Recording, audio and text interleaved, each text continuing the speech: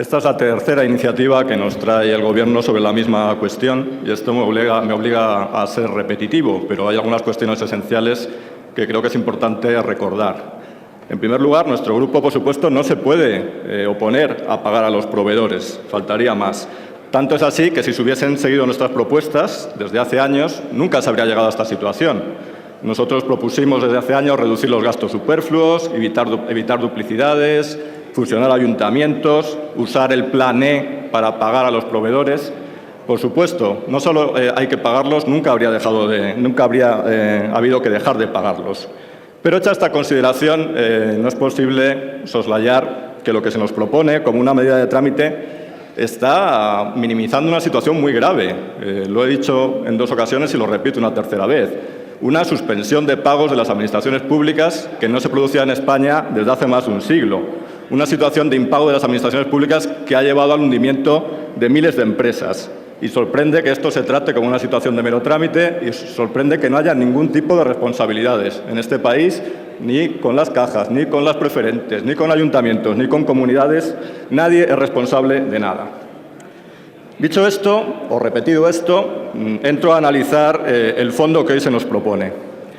El otro día veíamos el estudio de impacto y es un análisis económico muy peculiar porque todo son ventajas. Son ventajas para los proveedores que cobran, son ventajas para los ayuntamientos y comunidades que reciben el dinero.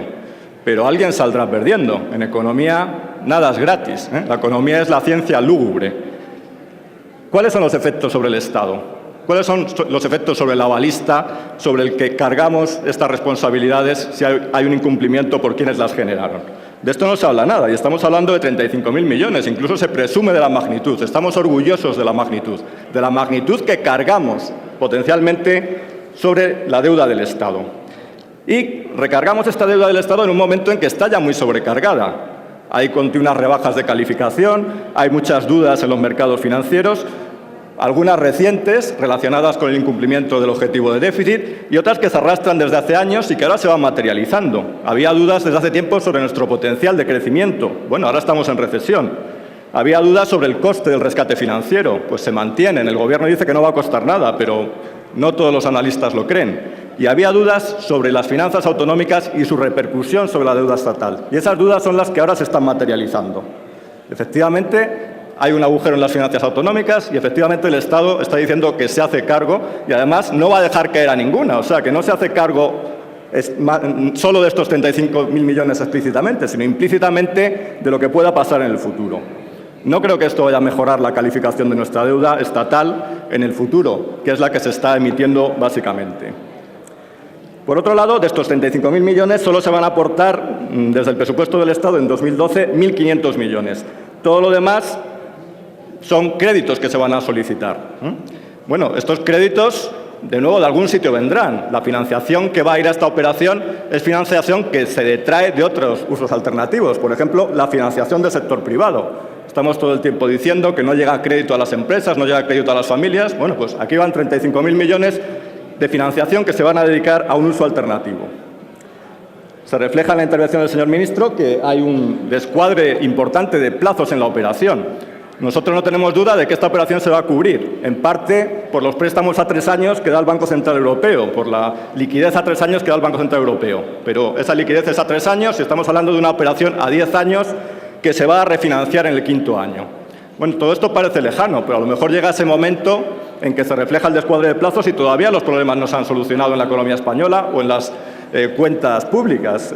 Es, en el fondo, una patada hacia adelante, lo que hemos venido haciendo desde el principio de la crisis. Deuda sobre deuda y ganar tiempo. El problema es que ya no queda tanto tiempo que ganar, en opinión de nuestro grupo.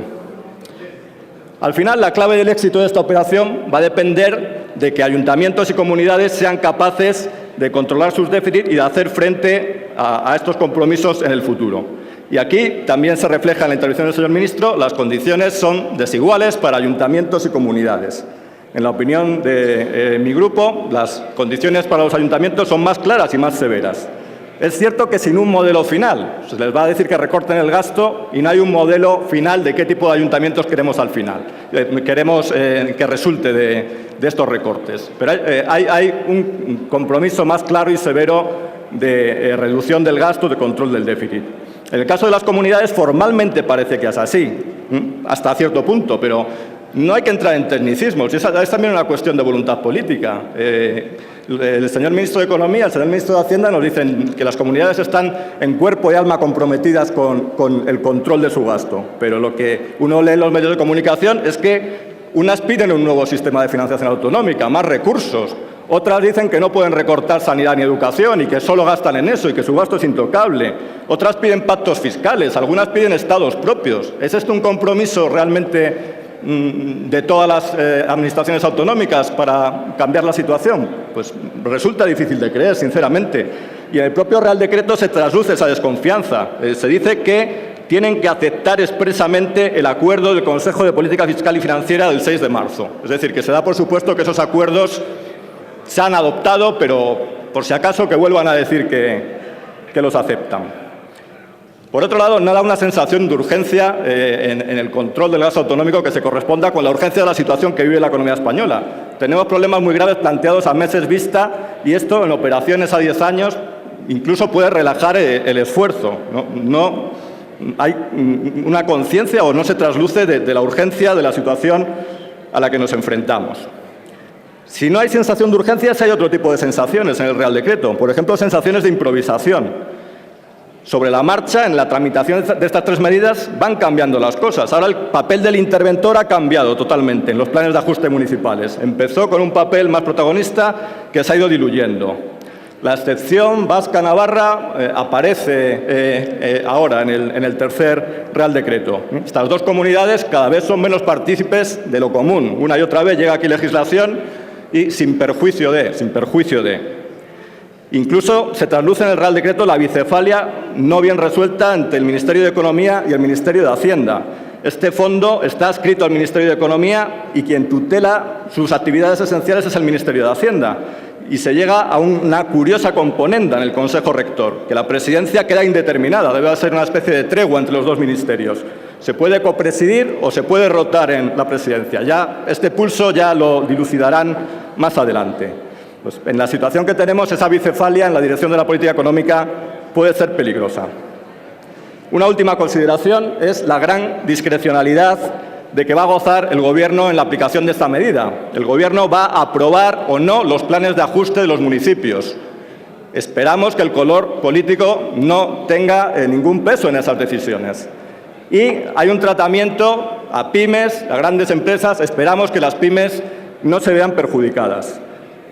Teniendo en cuenta esta discrecionalidad, nuestro grupo, Unión Progreso y Democracia, ha apoyado la petición de otros grupos de crear una subcomisión para que el Congreso vigile qué uso hace el Gobierno de esta discrecionalidad tan grande que los reales decretos de rescate a comunidades y ayuntamientos le otorgan. En cuanto al sentido de nuestro voto, se corresponde con las intervenciones en los reales decretos anteriores. No podemos oponernos a que los proveedores cobren, no podemos sentenciar a más miles de empresas a que se hundan, pero tampoco podemos otorgar un cheque en blanco al Gobierno. Le decía a su compañero el otro día que nosotros somos más prudentes en la concesión de avales y no podemos apoyar rescates a las comunidades autónomas sin las suficientes condiciones. En este choque de fuerzas, nuestra postura tiene que ser la abstención.